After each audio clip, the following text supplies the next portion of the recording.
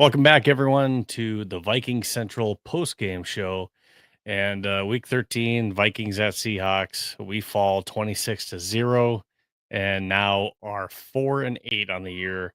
Um, I'm going to take your live questions. So if you're following us on X, YouTube, Facebook, please make sure to send those questions and comments that you have from today's game in comments. We'll bring them up on the screen. We can talk about them. So please go ahead and do that. I do want to go ahead and give a shout out to our sponsors. That's Badass Wood Art. Luis is always doing giveaways, which I'm sure he did another one today. So go ahead and check him out. It's usually on X that he's doing the giveaways. Check him out. That's Badass Wood Art. You can use our code VC15 to receive 15% off at That's Badass Wood Art.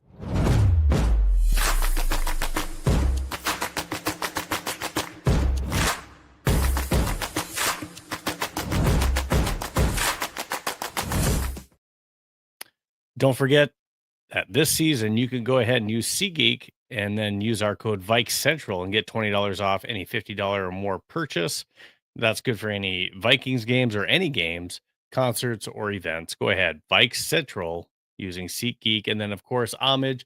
You can use that website address, homage.sjav.io/Vikings. Another way that you can support Brett and I here at Vikings Central.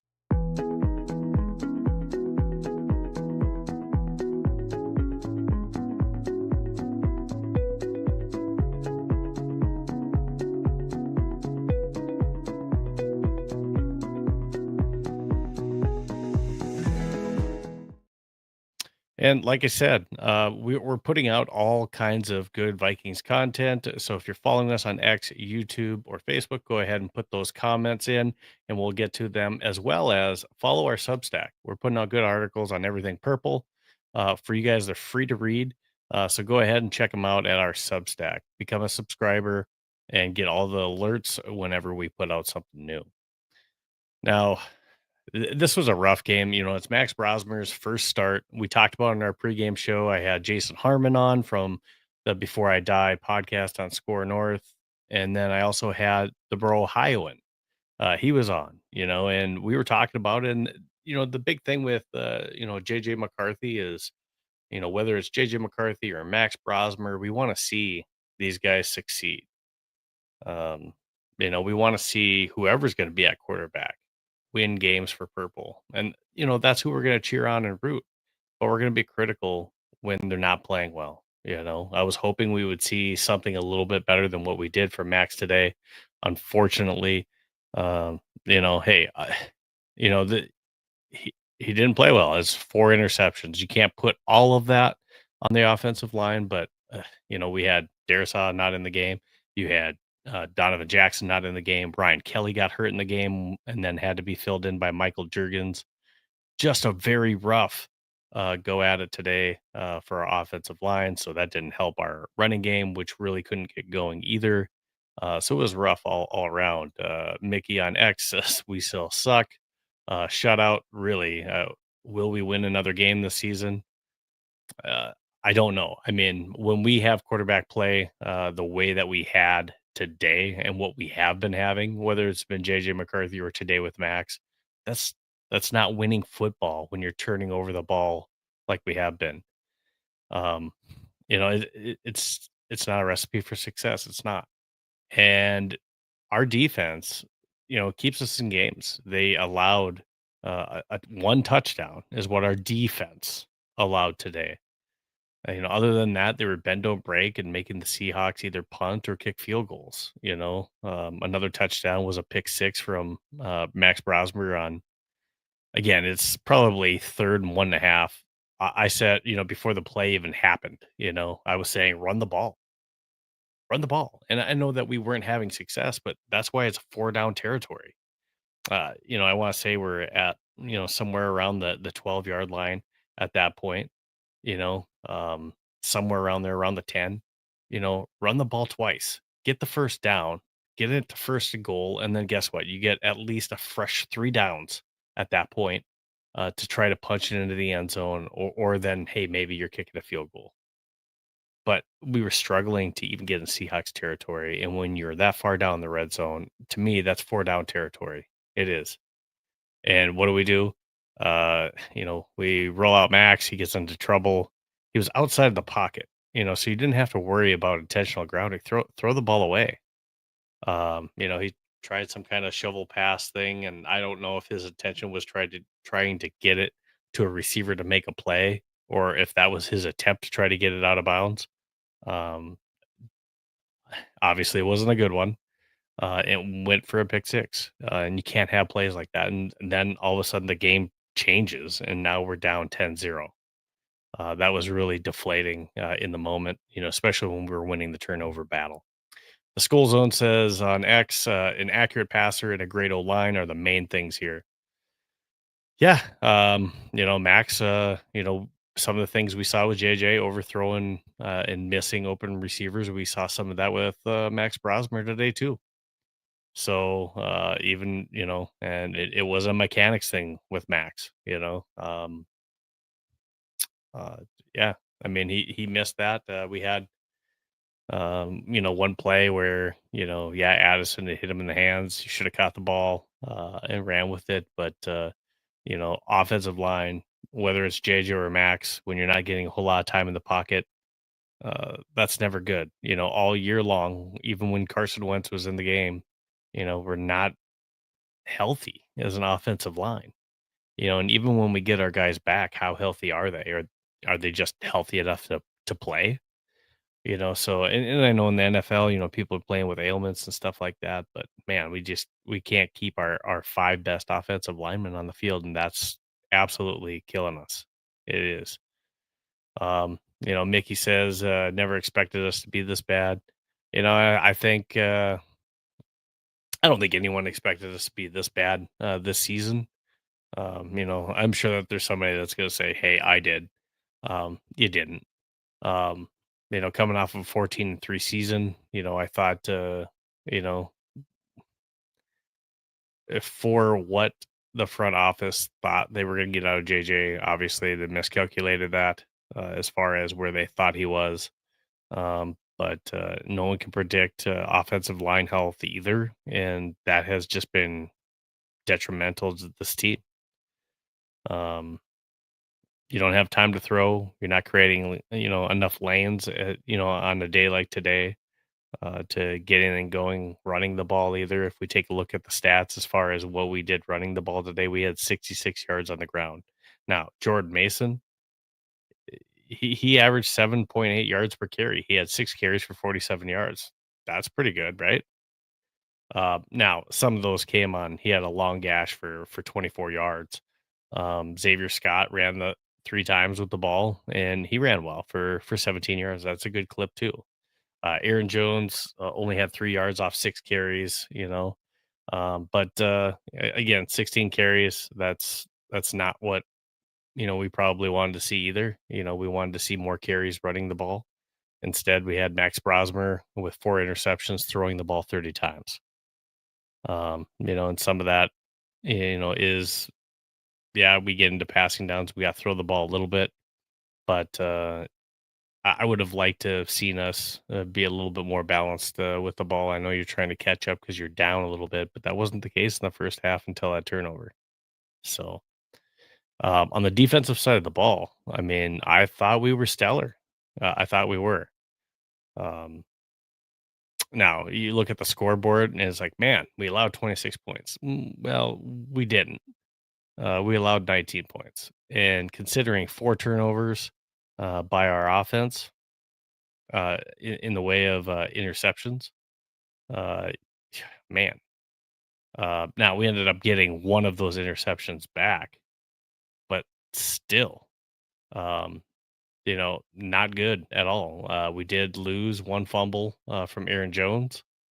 So, we still had 4 turnovers. We did gain uh, a turnover by that fumble that we had. We were on top of a turnover battle in a game, and then it just we think we have something positive going, and then it just goes sideways.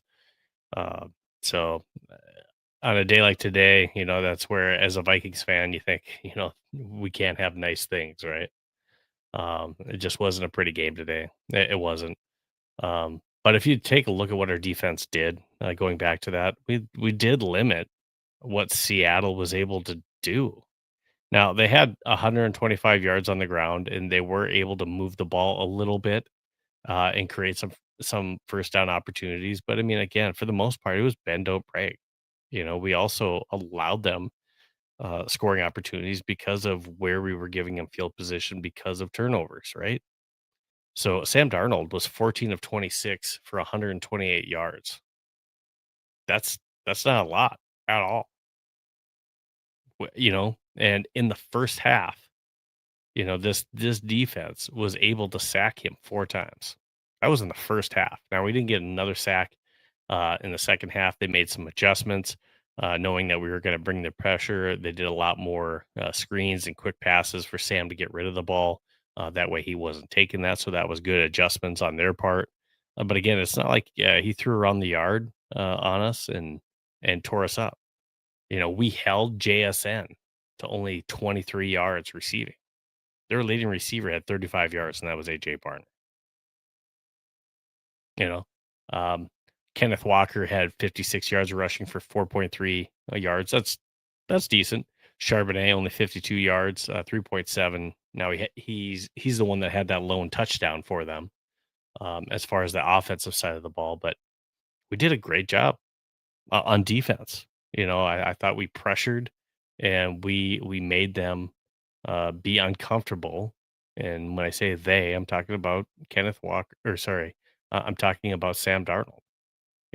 He didn't have the opportunity to sit back there and pass on us. We did pressure him and force him to get rid of the ball early, and that was some of that was also um, helped by the fact that we were taking away Sam's first reads. We were doing a good job on defense, I thought. So defense did what their part. They, especially in the first half, and you can argue even in the second half. I mean, the defense did a good enough job. If this offense is not turning the ball over consistently, and if they're at least moving the football and putting points on the board, the defense did enough job and did their job enough to where if at least our offense had a heartbeat, we're in this game. But you know, we didn't, and because of that, we're now 4-8. There's no chance at us making the playoffs now this year. And, you're looking at a bench where Justin Jefferson is sitting on the sideline. He's disgusted. And he should be. He should be. This is a team that was 14-3 last year. And now he's looking at the prime of his career, and we can't even put a field goal up on the board in a game. So, we have Jordan Addison, we have TJ Hawkinson, Justin Jefferson, and you have decent running backs in Aaron Jones and Jordan Mason. I think the issue with some of this, obviously accuracy has a lot to play into this, and some of the decisions we saw today with young quarterbacks and previous weeks with JJ McCarthy, but also play calling. Play calling comes into that, like what I was talking about with that 3rd and 1. Why are we not running the ball in that situation? Why are we trying to get cute passing the ball when that has not been a strength of ours? We have a propensity to turn the ball over, get sacked in some of those pressure situations. Run the ball twice. No TJ sneak. Run the ball. Give it to Jordan Mason 2 separate times. Spread out the offense. Don't make it obvious. Spread out the defense a little bit, you know? So set a couple of receivers out, and let's, make them not be able to play safeties up on us. And let's give it to Jordan Mason. Let's run it twice and see if they can stop us. That's all I'm saying. David Palmeiras on X says, at this point, I don't care about Flores' record as a head coach. Promote him. Fire Quasi and KOC. I don't think I'm there yet on KOC. Quasi, yeah, I'm probably on board with that.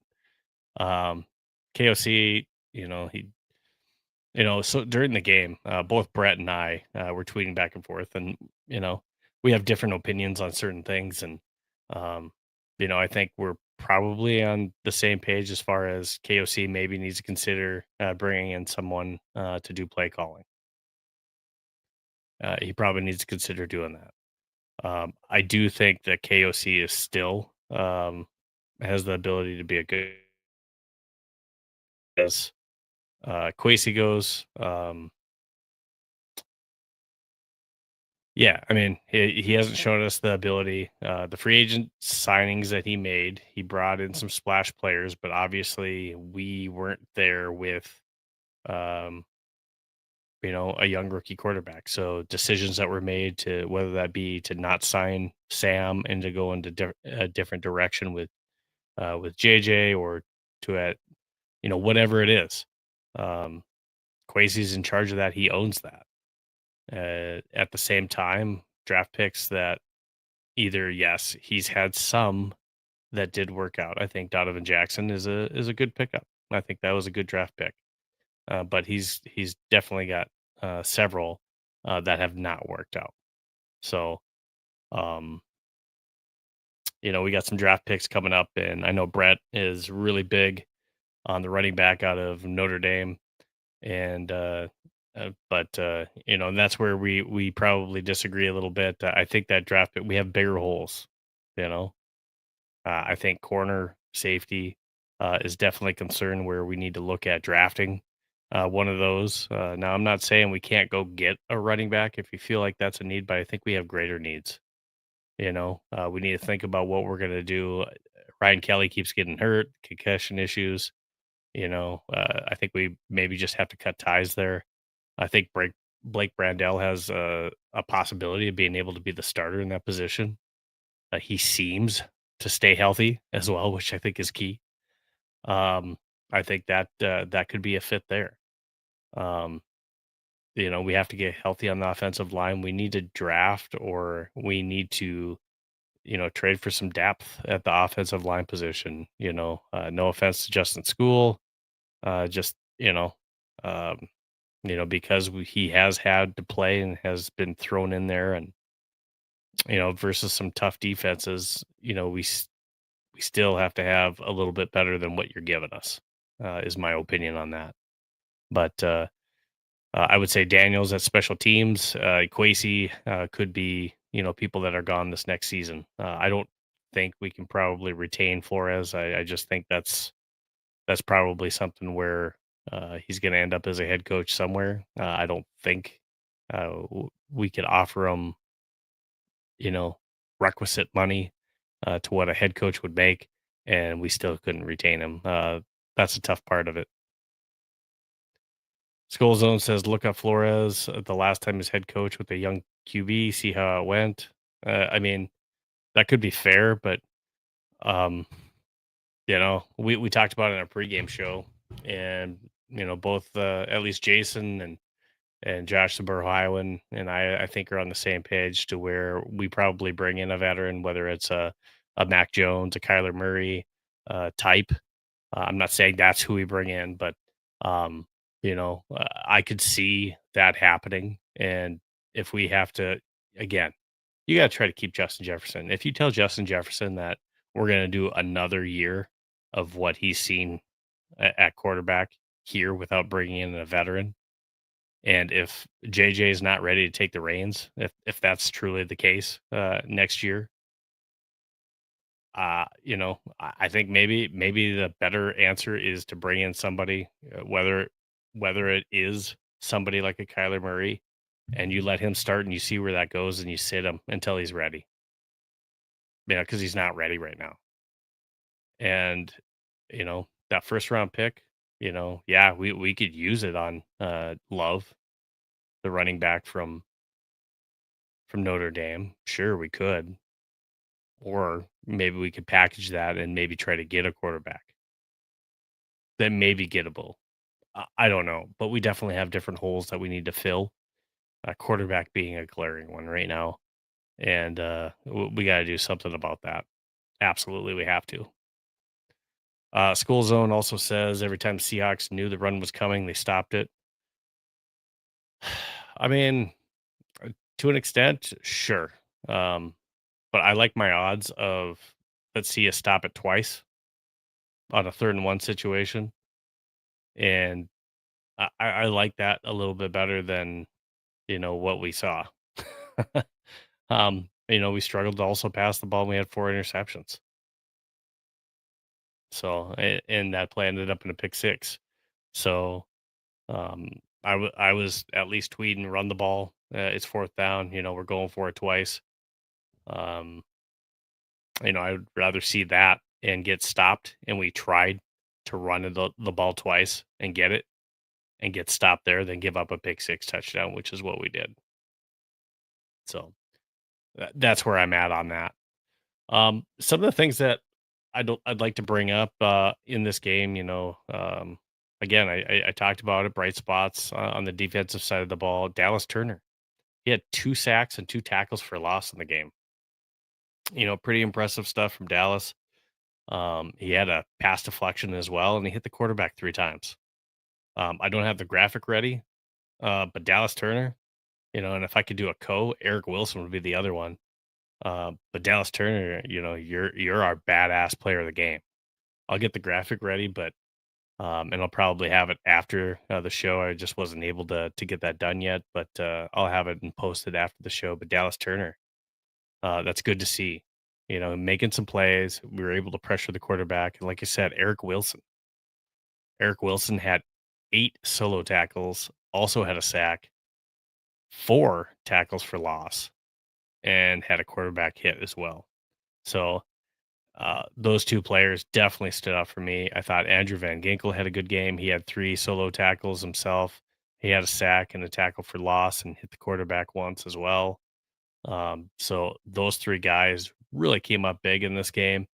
And, I think, the rest of our defense that we had still had some good pressures on the inside to help make those sacks happen. So it wasn't just like, hey, they made it happen all themselves. We were getting some good pressure on Sam Darnold. We did, and we made him make some quick decisions. And you definitely saw it after halftime to where they had to make some adjustments because we were getting to Sam. So now they did a good job in the second half to make those adjustments. I still thought our defense did a decent job, and that's including the secondary. You have Rashid Shaheed, that's a burner. You have Cooper Cup, and you have JSN. Those are 3, pretty decent wide receivers. Shaheed can take the top off. He's stretching out the field on the defense, and at the same time, it's giving more room in the middle for Cup and JSN to work. And we were still able to hold them. Like I said, Cooper Cup, he only had 24 yards receiving, and Jackson Smith and Jigba only had 23. And we only let Shaheed get 1 catch for 7 yards. Guys, the secondary did their job too. Secondary did a good job, and a lot of that had to do with, our defensive front getting pressure on Sam Darnold. But they did a good job, you know? So, that's where I'm at for the defensive, side of the ball, and, as far as the offense, man, I mean, it's frustrating for the defense, props to them to still showing out and doing their part. Let me look at, what this looked at for time of possession. So time of possession wasn't as bad. They still had the ball for almost 10 minutes more than we did. They had it for 34-21, and we had it for 25-39. So again, they still had the ball for 10 minutes more than we did in the game. A lot of it had to do with turnovers. Um, but I mean, it's not like they were doing anything spectacular on us. Our defense was doing a decent job on it. The scoreboard may not show that, but our offense really shot the defense in the foot in this game with the turnovers, of course, the pick 6, and putting them in better field position. Now, uh, the turnover that we got put us in the red zone. Again, we shot ourselves in the foot. That was an opportunity for us to take the lead. It was only 3-0 at that time. Opportunity to at least tie it or take a lead. We blew it with, in my opinion, a bad play call, and we tried to pass the ball in that situation instead of running it on 3rd and 1. turns it into a pick six, and instead of going up or tying it, we end up down 10-0. So that was definitely a game changing call in playing the game. Justin Mueller make a case for keeping Quasey. I don't know if you're just tuning in, but I'm on board with letting go of Quasey and finding a new GM myself. Justin says he should be fired. I think I'm on the same page with that.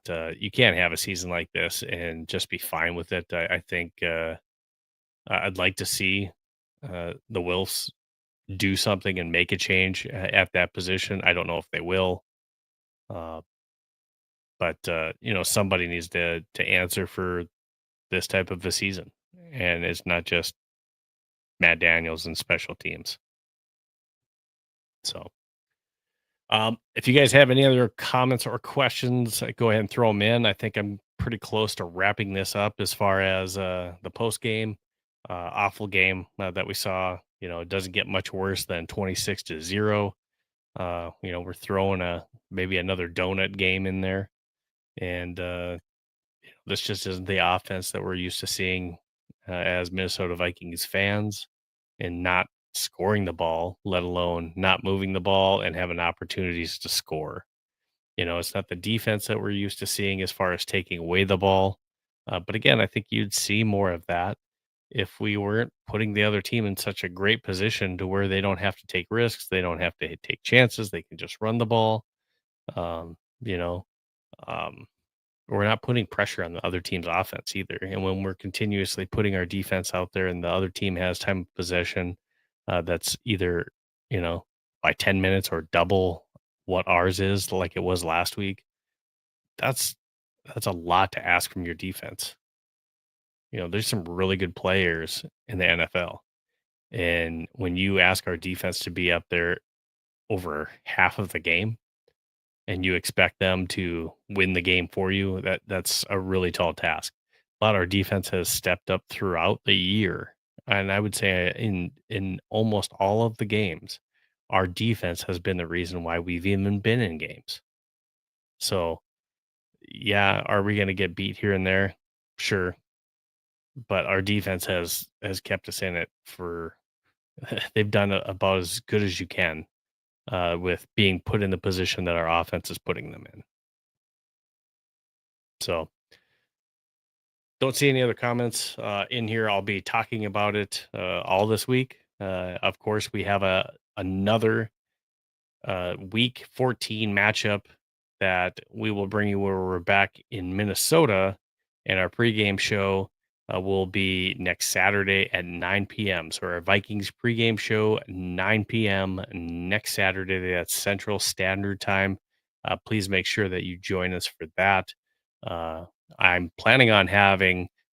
You may know him as a Vikings Gallerhorn on social media. He's planning to join me on the pregame show for next week. I'm going to see if I can get somebody from the Washington Commanders as well too to maybe join the show.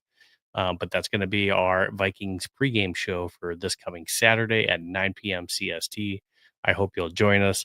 Again, it hasn't been the season that we've all hoped it would be, unfortunately, but I think there's still some reasons to watch to see this team, potentially try to take steps towards next year, and whether that's, can JJ McCarthy take some steps towards growth?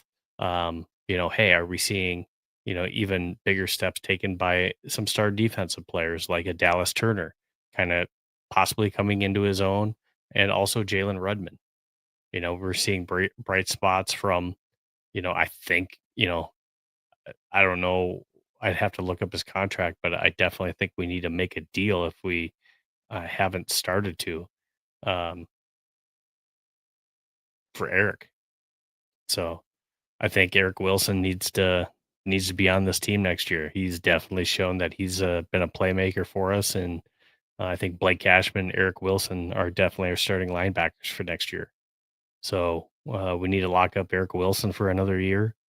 Again, there's probably a deal that needs to be made for Jalen Redmond. So, you know, Jalen Naylor, when he's been given the opportunities by our quarterbacks, has showed up. So I think there's still reasons to watch, even though it's been frustrating to watch as Vikings fans. I still think that there's reasons for you to turn on the TV on Sundays and see what your purple squad's doing. So for Viking Central, this is Steve. I'm with you as a fan. I want to see a better product on the field. I hope that we will see that next week, and maybe we see Darisaw and Djack back on the offensive line. That way we can maybe, Kelly got hurt with a hip injury. Maybe we see Brandell as a starting center and at least maybe a healthier offensive line product at home versus the Washington Commanders next week. This has been Viking Central and your post game show. We'll see you next Saturday at 9 p.m. CST for our pregame show for week 14 when we face off versus the Washington Commanders. Skull Vikings. Have a great weekend.